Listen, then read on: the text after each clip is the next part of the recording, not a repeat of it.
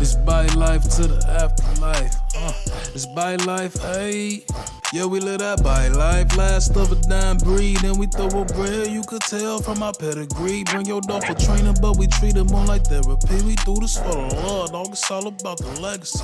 Yeah, we live that by life. Last of a dying breed, and we throw a bread. You could tell from our pedigree. Bring your dog for training, but we treat him more like therapy. We do this for the Lord, dog. It's all about the legacy. It go.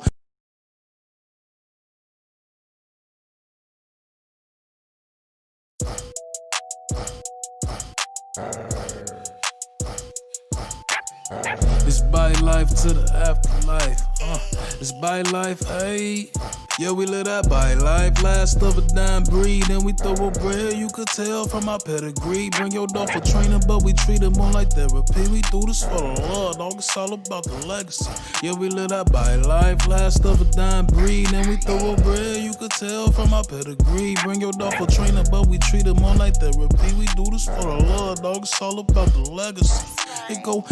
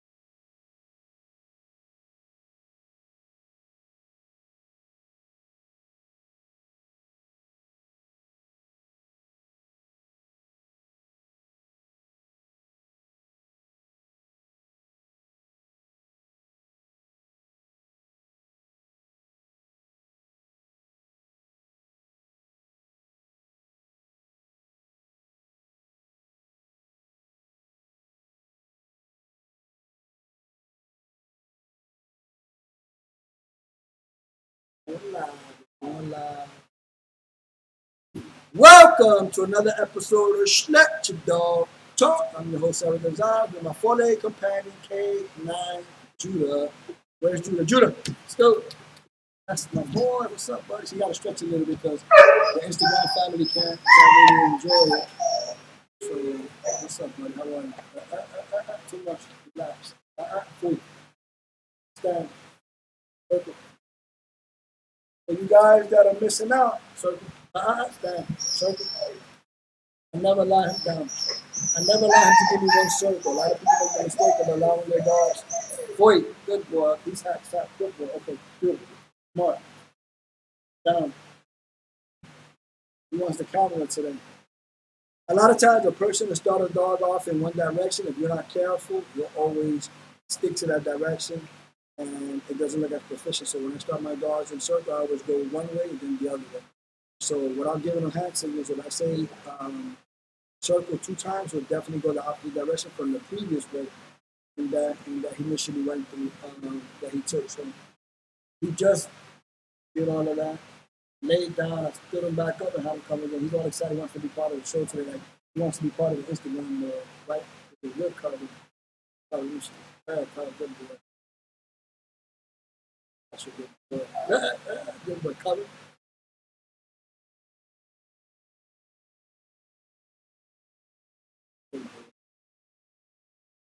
So you guys are missing all of that because you guys are tuning into Instagram and not my not my YouTube. Back. Good, see?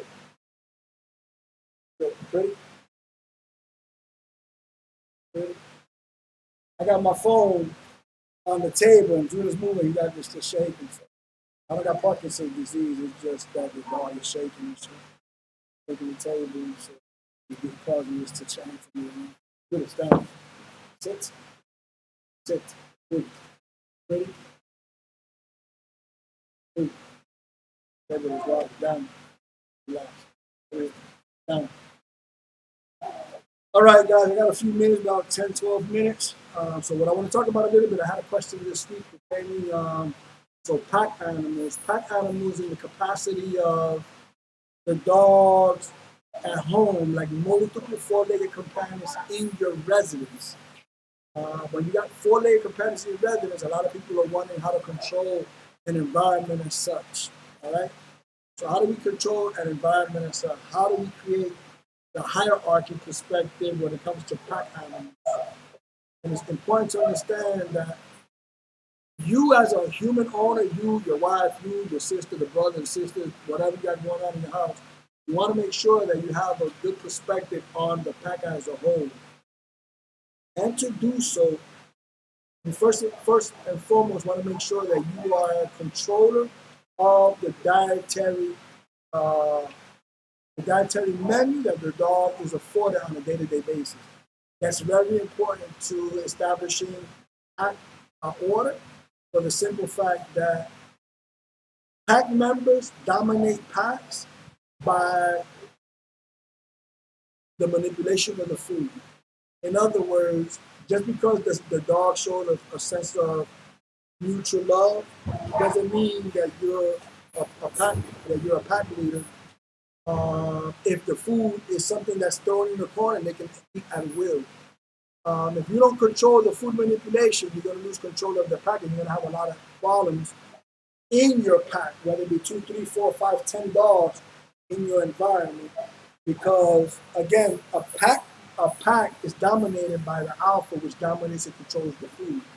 So I tell people all the time, as an owner, as the one that goes out, the 9 to 5, brings home the bacon or what have you, as long as my dogs don't have the affordability to go into the refrigerator for themselves, open up their can of dog food, cook their own steak, this, that, or whatever, there's no reason why we should have a problem with regards to who's the alpha of the pack. Now, what happens is, and what I tell people all the time, is that compassion is my biggest challenge with owners with their dogs. Why? Because of their compassion, a lot of times they allow their dogs to live willfully, do what they want, eat whatever they want. They're constantly pampering the animal. So what happens is the primary level of control, the primary key to control the scenario, which is the food, is kind of relinquished and given to them at will. And then they're wandering and stressing while the dog is not listening to them.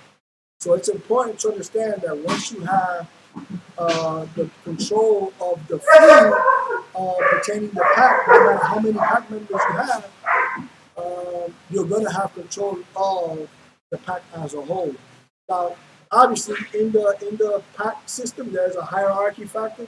You represent only the one role, but there's several roles. There's a role of a submissive member, which allows yourself to kind of be the punching bag of the pack. And in many instances, people misunderstand that, and they don't realize that when there's a lot of members, there's always going to be one that's going to be kind of treated kind of the worst among themselves, and that's just a pack hierarchy that's already in place naturally and according to nature. So when you understand that, it's easy to kind of get along or manipulate or control the pack to your liking. All right. So another thing that I want to emphasize when it comes to dogs in general, which a lot of people stress the domestication aspect of it. Just because it's a domesticated creature doesn't mean that the nature in which it was created for it doesn't linger within the animal. It's important to remember that An animal that's domesticated, left in a wild setting, can return to its nature. I tell this to people all the time. There are a lot of people that have acres or properties or lots or backyards or what have you. And a lot of times when you leave a dog in a backyard um, as its environment, a lot of times the wild instinct kicks in. There's actually somebody I tuned in earlier, uh, Jenny La Exotica. She can attest to you the wild nature of dogs. I remember going to a home one day to check out this puppy. And actually, it was a puppy when I met him. It was still a puppy when I went to the house, but the puppy was extremely wild. And what happens is people think that because this is a domesticated creature that it's going to remain domesticated, failing to realize that at times when you put the dog in a natural state, a lot of times the domestication is diminished and the wild instinct kicks back in. And when you go into your backyard, which the animal was given control over, you'll see that you have no control of the animal, no control of your property, because the dog's instinct had reverted back from domestication to wild. Now you got to follow them on your hands. And if you're not careful, you can get injured or hurt because of the behavior and the conduct of the domestication being diminished and the nature kicking in as not intended, because that's not why we bred these dogs. We bred them for domestication purpose. Doesn't mean that we don't let the dog in the yard or what have you. But when a dog is domesticated, you want to make sure that the dog is in a family setting, preferably indoors, walked appropriately, this, that, or whatever. But again, if you're going to take the dog, you're not going to give the dog time. Even though the dog lives in your house, if the dog is left in the yard to live at will, it's pretty much nothing more than a junkyard dog. A dog that reverted back to its nature is going to become more of a nuisance than an asset to your household. And that's very important to comprehend and understand so that we can prevent a lot of these problems. When you're dealing with multiple dogs, you're dealing with a hierarchy where as long as you control the food and you trickle down the power of the food, you might feed this one first, that one second, this one, what have you, and you create that routine, it's easy for them to understand who's who among them in your absence, because you always have an alpha and a beta. Usually the beta is the female second in control, and then the pack relinquishes down. And again, as mentioned, you have that one member of the pack that's like the punching bag that allows itself to be somewhat abused for the sake of the pack stress. If the pack is stressing as a whole, it always picks a member to kind of take it out on, and that's nature. That's nature. Now, being that we have a domesticated mindset, we look at that as a problem. Like, oh my God, how can we allow that? Be stressed or what have you, and we interfere with nature. Again, it's something that I don't necessarily promote, especially if you don't have the dogs roaming free and somewhat becoming nature, becoming more wild or what have you, by kind of giving them the freedom besides the domestication that I mentioned. So it's not. I can understand the compassion when you see that, but if you understand it, you won't stress as much as the owner. What I mean by that is, if I tell you you have a hierarchy perspective among the pack, it's important to understand that there's one member that will allow itself to be the punching bag. It's important for you to understand so that you do not stress during an incident where it seems like a dog is being abused by others. Now, that being said, the caution behind that is when the domestication is being eliminated and nature is kicking in an unbecoming kind of way, it is possible that pack members can kill one of the fellow members because of the lack of attention you as an alpha, as a leader, are giving the pack and or putting discipline. People are concerned about the discipline. A lot of times I tell people this: when you remove a puppy at a very young age, so here's the general scenario: at about 3 to 4 weeks, you're teaching the dog how to eat alone, and then by the 5th week, the dog is completely eating alone and ready to be sold at 6 to 8 weeks, preferably 8 weeks. But a lot of people behind closed doors, they do it at 6 weeks prematurely.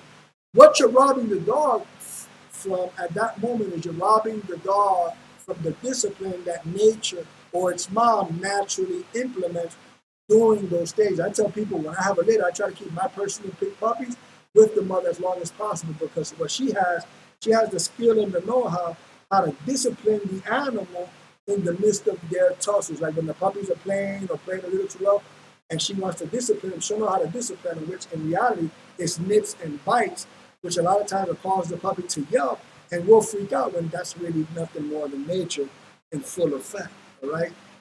And so what happens is when you rob the animal from that type of discipline from the mom, you wind up creating an animal that's kind of like dog aggressive. Why? Because instead of allowing mom to nurture the puppies longer, when the dogs are tussling, she'll intervene if she sees it getting out of control. But because we remove the mother because we're trying to sell them, if you're not careful during that time period of 5 to 8 weeks before you remove the dog to its new home, a lot of times the dogs will fight to the point that the proper discipline wasn't implemented. And what tends to happen is that now you've just indirectly purchased or got rid of a dog that could be a dog aggressive dog, because when the dog was tussling as a puppy with his fellow mates, with his litter mates, you failed to discipline him because you didn't know how, or you were overly compassionate or what have you.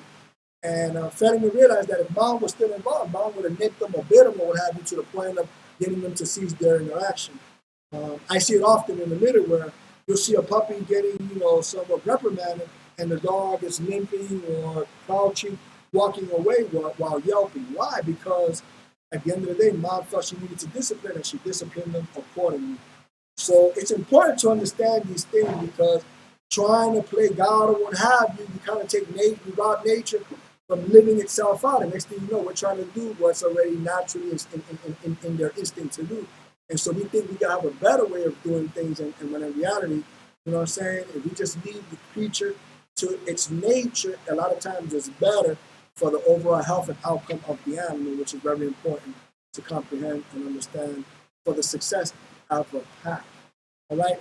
So remember, you have, as an individual, as a human being, you are a two-legged creature. They are four-legged creatures. They get along better with four-legged companions. When you bring multiple members, there's going to be a hierarchy factor. You become the hierarchy or the alpha and or the beta by how you manipulate the food and or the overall discipline.